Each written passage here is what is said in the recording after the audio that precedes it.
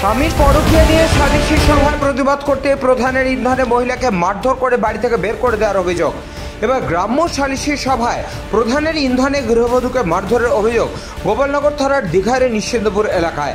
আহত ওই গৃহবধূ মল্লিকা বিশ্বাসের অভিযোগ, তার স্বামী আশুতোষ বিশ্বাসের সঙ্গে অবৈধ সম্পর্কে রয়েছে। তার বৌদি ও কাকির সেটা নিয়ে তার বাড়িতে গ্রাম্য সালিশি সভা হয়। সে সময় দীঘারি গ্রাম পঞ্চায়েতের প্রধান সুব্রত ব্যানার্জি ঠিকভাবে বিচার করছিলেন না, এমনটাই অভিযোগ। সেই সময় মল্লিকা দেবী প্রধানের কথায় প্রতিবাদ জানাতে প্রধানের নির্দেশে তাকে গালিগালাজ ও মারধর করা হয়। শুধু তাই নয়, তাকে ও তার সন্তানদের বাড়ি থেকে বেরও করে দেওয়া হয় বলে অভিযোগ।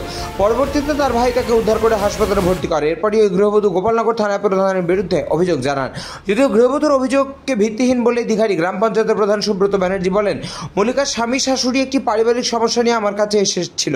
সে সময় আমি তাদেরকে বলেছিলাম এই নিয়ে একটা মিটিং করা হোক গ্রামের লোকেদের নিয়ে। যে সময় মিটিং হওয়ার কথা সেখানে গিয়ে দেখি মল্লিকা বাড়িতে উপস্থিত নেই। যাকে নিয়ে মিটিং সে ওই সময় অনুপস্থিত থাকার কারণে কোনো রকম আলোচনা সেখানে হয়নি। পরবর্তীতে লোকমুখে জানতে পারি ওদের পরিবারে কেউ অশান্তি মারধর হচ্ছে, সেটা নিয়ে তারা কেউ আমার কাছে আসেনি। অতএব এখানে আমার কোনো বিষয় নেই, গোটা বিষয়টা পুলিশ প্রশাসন দেখছে। অন্যদিকে এ নিয়ে বনগাঁ সাংগঠনিক জেলা তৃণমূলের সভাপতি বিশ্বজিৎ দাস বলেন, এরকম কোনো সালিশি সভা হয়েছে নাকি আমার জানা নেই, তবে বিষয়টা খোঁজ নেব। একটা সালিশি সভা হয়, তারপরে প্রধানের ইন্ধনে তাকে মারধর করা হয়, তার বাড়িতে তালা দেওয়া হয়। এখনো পর্যন্ত এরকম কোনো খবর পাইনি যে কোনো সালিশি সভা প্রধান ডেকেছিলেন, আমরা কোনো খবর পাইনি। বলছেন আপনারা, নিশ্চিত আমরা খোঁজ খবর নেব। এরকম কোনো ঘটনা যদি ঘটে নিশ্চিত উপযুক্ত দলীয়ভাবে ব্যবস্থা নেওয়া। নিশ্চিত প্রধানের সাথে কথা বলে জানবো, আমরা এখনো জানিনি। প্রথম কথা হচ্ছে মল্লিকা কে, আমি এখনো তাকে ব্যক্তিগতভাবে চিনি না।